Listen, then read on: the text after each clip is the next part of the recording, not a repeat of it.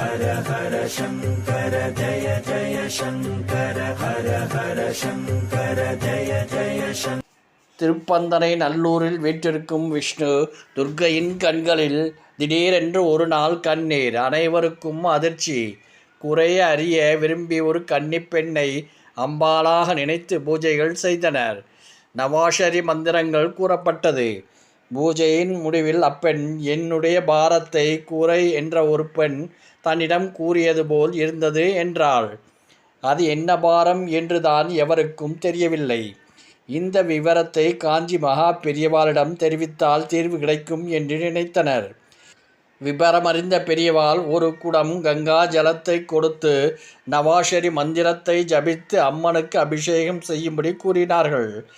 மீண்டும் சுவாமிகளை தரிசித்த சிவாச்சாரியார் சுவாமிகளின் அக்ஜைப்படியே அபிஷேகம் நல்ல முறையில் நடைபெற்றது. அம்பாளின் கண்களில் கண்ணீரும் நின்றுவிட்டது என்பதை தெரிவித்தார். சுவாமிகள் சற்று நிதானித்து, அம்பாளின் சிரசில் கூரையில் தளம் இடிக்கிறதா என்பதை கவனி, பிறகு வா என்றார்.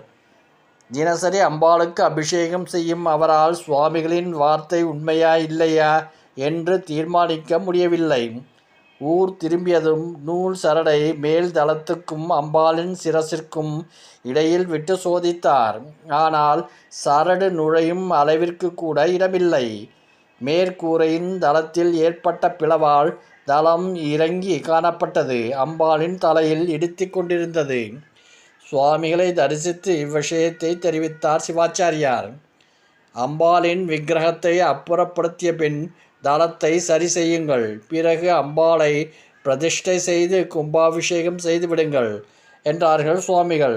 சுவாமிகளின் அக்ஜைப்படியே தளம் சரி செய்யப்பட்டு கும்பாபிஷேகம் நடைபெற்றது.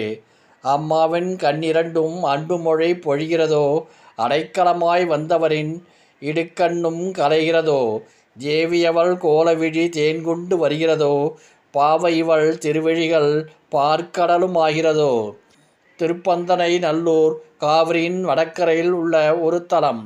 அபார கருணா சிந்தும் ஞானதம் சாந்த ரூபினம் ஸ்ரீ சந்திரசேகர குரும் பிரணமாமி முதான்வகம். ஹர ஹர சங்கர ஜெய ஜெய சங்கர.